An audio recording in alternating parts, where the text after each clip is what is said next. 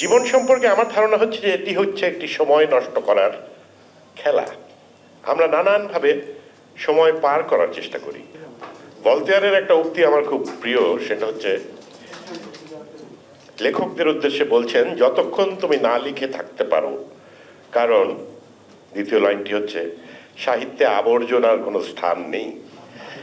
এই লেখাটি, এই কোটেশনটি আমি ধারণ করেছিলাম যে শুধু লেখায় না, শিল্পের যে কোনো মাধ্যমে আবর্জনার কোনো স্থান নেই। সুতরাং আমি যেন কোনোভাবেই আবর্জনা উৎপন্ন না করি, বা করলেও সেটা যাতে দ্রুত ডাস্টবিন পর্যন্ত পৌঁছে দিতে পারি, সে ব্যাপারে সচেষ্ট ছিলাম।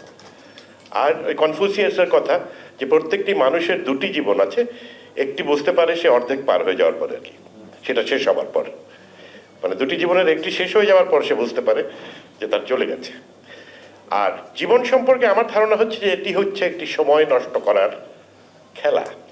আমরা নানানভাবে সময় পার করার চেষ্টা করি, খেলা দেখে, গান শুনে, চলচ্চিত্র দেখে, ঘুমিয়ে বসে, আলস্যে এবং অন্যান্য কাজে।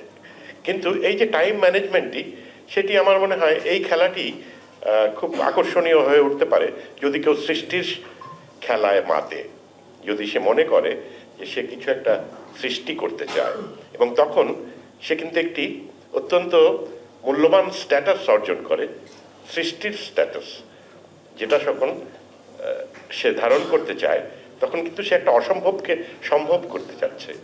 সব বলে দেয়া গল্প, পৃথিবীতে এই 17 কোটি বছরের মানুষের ইমোশনের তো কোনো চেঞ্জ হয়নি।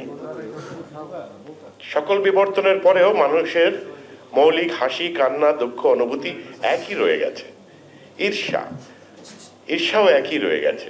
আমার মধ্যেও সেই মালিন্যগুলি আছে, এবং থর্নটন ওয়াইল্ডারের কথায় বলতে হয়, নিজের মধ্যে কিছু মালিন্য রেখো, কিছু ত্রুটি রেখো, কেননা আমরা তো কেউ